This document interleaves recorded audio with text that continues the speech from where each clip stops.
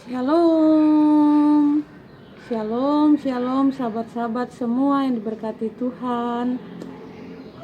Jumpa lagi kita di pagi ini dalam damai dan sejahtera. Apa kabar semua hari ini? Puji Tuhan baik. Ya, puji Tuhan untuk nafas kehidupan yang Tuhan masih percayakan dalam kehidupan kita sampai pada saat ini.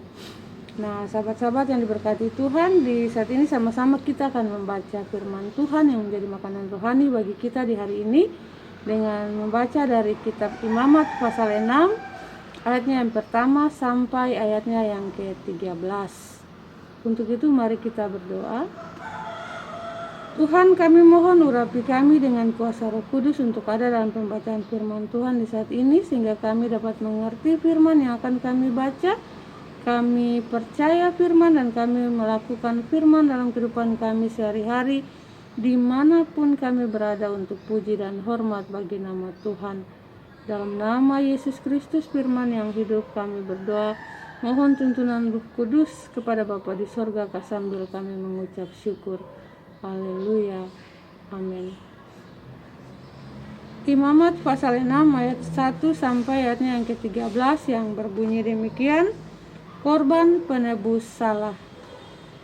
Tuhan berfirman kepada Musa, apabila seseorang berbuat dosa dan berubah setia terhadap Tuhan dan memungkiri terhadap sesamanya barang yang dipercayakan kepadanya atau barang yang diserahkan kepadanya atau barang yang dirampasnya, atau apabila ia telah melakukan pemerasan atas sesamanya, atau bila ia menemui barang hilang dan memungkirinya dan ia bersumpah dusta dalam perkara apapun yang diperbuat seseorang sehingga ia berdosa, apabila dengan demikian ia berbuat dosa dan bersalah, maka haruslah ia memulangkan barang yang telah dirampasnya atau yang telah diperasnya atau yang telah dipercayakan kepadanya, atau barang hilang yang ditemuinya itu,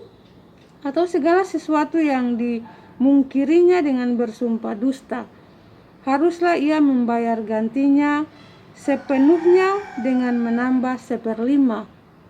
Haruslah ia menyerahkannya kepada pemiliknya pada hari ia mempersembahkan korban penebus salahnya.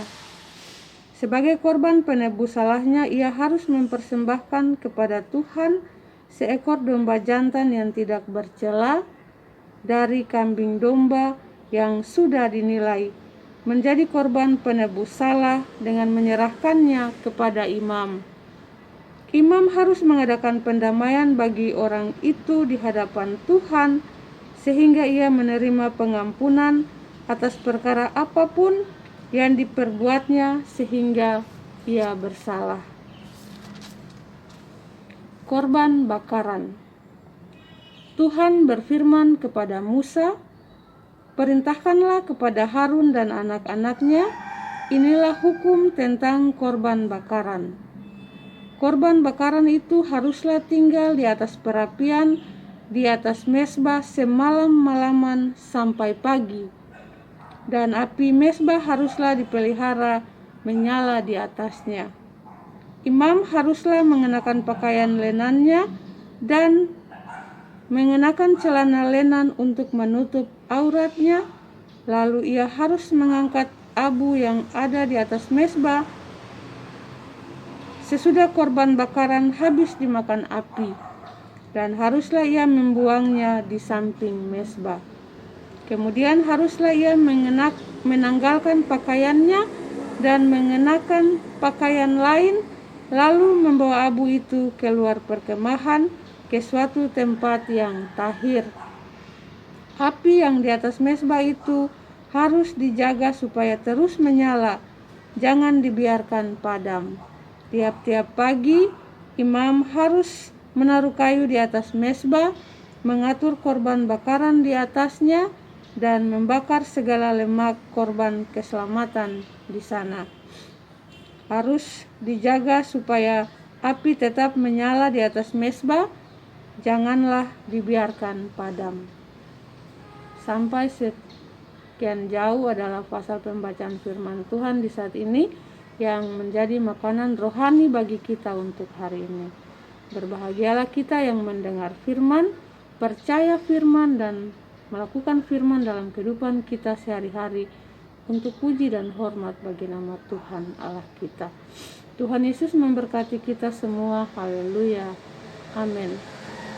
Selamat beraktivitas sahabat-sahabat semua di hari ini. Tuhan Yesus memberkati segala sesuatu yang kita kerjakan di hari ini, kerja kita hari ini, usaha kita hari ini. Haleluya. Amin. Shalom. Shalom.